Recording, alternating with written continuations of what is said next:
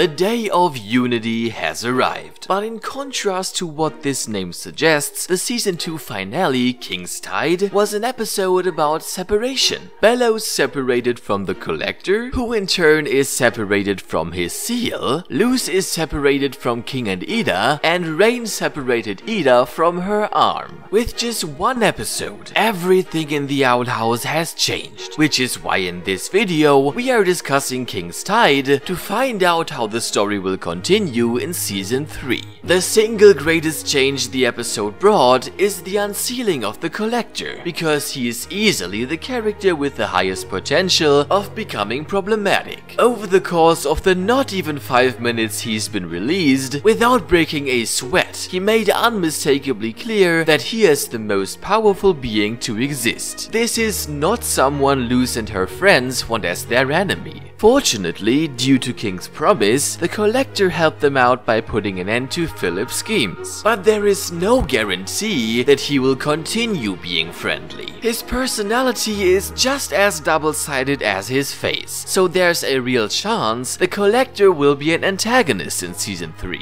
So far, the Collector does not give the impression of being a villain of the typical kind, considering that he does not appear to have any evil objectives. He just wants to play. It's also kind of him to not hold a grudge against King, despite his father being the one who locked him away. But why would King's dad lock him away if he was just a kid that happened to be crazy powerful? The Collector is dangerous, but the threat he poses does not lie in evil intent. It's exactly the fact that he is a kid that just wants to play that makes him so unpredictable. He gets bored extremely quickly, and when he gets bored, the only thing left for him to do is killing some time by killing some people, what almost cost Luz and her friends their lives. Thus, right after surviving the draining spell, the inhabitants of the Boiling Isles might be occupied with keeping the Collector entertained at all times, to avoid being slaughtered. By the way, this theory also offers an explanation for his name, the Collector. He is far from the image of an outlandish collector of mysterious goods or knowledge that immediately comes to mind when hearing the name. Then, what is he collecting? Perhaps he is the collector of lives or bones. Out of pure boredom, in the past he may have sought the strongest opponents he could find, the Titans, and killed them one after another, being reason why the race, believed to be undefeatable, went extinct. Kikimora revealed that the Collector is neither demon nor witch. He's a child from the stars. Is he like a god, the universe itself, or the spirit of the Boiling Isles? Anyway, the role of the Collector could go both ways, entirely depending on whether King can keep the Collector entertained or not. If he can, the Collector will stick to what King says and be quite the nice ally to have. But if he finds out that the Owl House is not actually a game, who knows how he'll react? Or is he already aware? There are two scenes hinting at that alternative.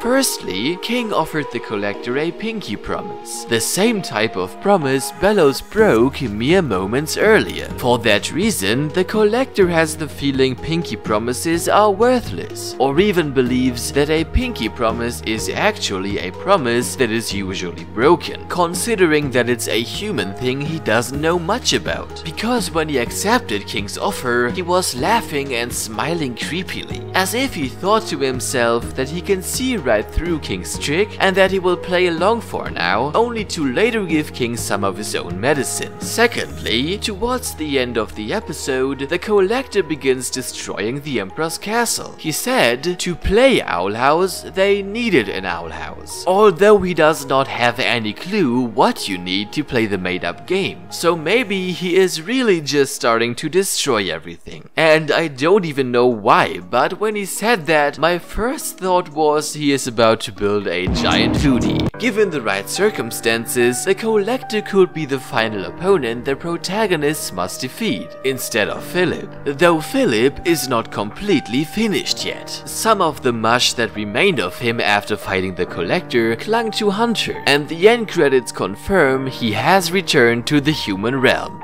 how will he be able to regenerate? His body was already frail to begin with, and now it's been totally destroyed. Therefore, it's likelier he arranges a new body. Possibly he can take over Hunter's, taking into account that Hunter is an artificial being of Philip's creation. The whole situation between Philip and Hunter is weird. It got even worse in King's Tide. Upon seeing Hunter's palisman, Philip screams out what sounds like Cailan to me. Is that the name of his brother? And is Hunter's palisman Cailan's former one? Assuming that is the case, why did Philip react with rage? Does he grieve for his brother or does he resent him? Then why would he make grimwalkers of him if he hates him? In light of the contradictory signs, their relationship must be a mix between hatred and love. Philip wants to love his own brother, but he betrayed him, which is why he hates him. He created the Grimwalkers to raise a Cailan that supports him,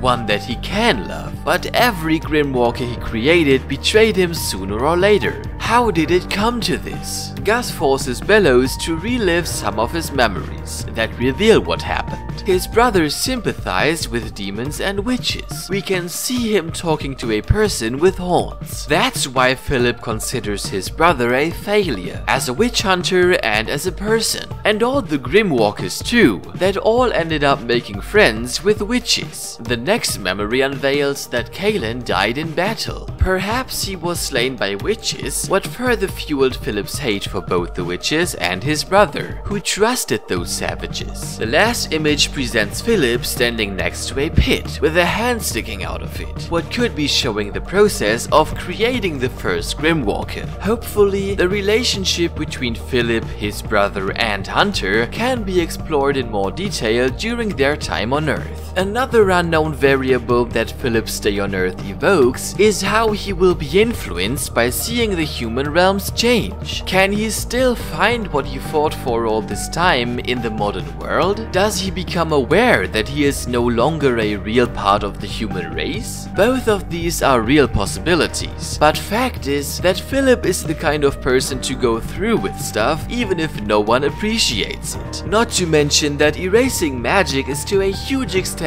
his personal desire too. Therefore, it's very unlikely he'll ever have some form of change of heart that would drive him to cooperate with Luz, the single exception being if his beloved human realm was threatened by the Collector. So while we're not sure what Season 3 is going to look like exactly, Philip is sure to return to his role as the villain. Fortunately, several possibilities to end him once and for all have been established. The Collector taught Philip magic, quote, stronger than anyone else's. It's magic one can do without a bile sac, so that even a human can wield it. Philip tried disposing of the Collector out of fear he could teach the magic to someone else, who would become a threat to him. Keeping in mind that the Collector is currently getting chummy with King, as a friend of King, Luz is in a position to gain the Collector's magic. Additionally, given her talent for glyph magic, even acknowledged by Philip, if the Collector's magic is based on glyphs, Luz should be able to defeat Philip, despite her lack of experience. Alternatively, I feel like there's more to V's character than serving as introduction for the draining spell. Due to the portal being opened and the young witches bringing magic items with them, V can restore her own magic, enabling her to use the draining spell. As already seen in the episode, the spell can be used to keep Philip in check. Lastly, when Philip dropped him off the cliff, the Collector screamed, "You're a liar, liar, catch on fire." And I've got the strong hunch this is foreshadowing Philip being burned alive, the same way he used to do it with witches. All of this can, however, only occur if the connection between the two realms is recovered. We do not know for sure whether the Collector has the ability to open portals now that he is free, but assuming he does not, the last source of Titan blood to refuel the portal is King. Please don't let King be killed. Subscribe for more The Owl House content.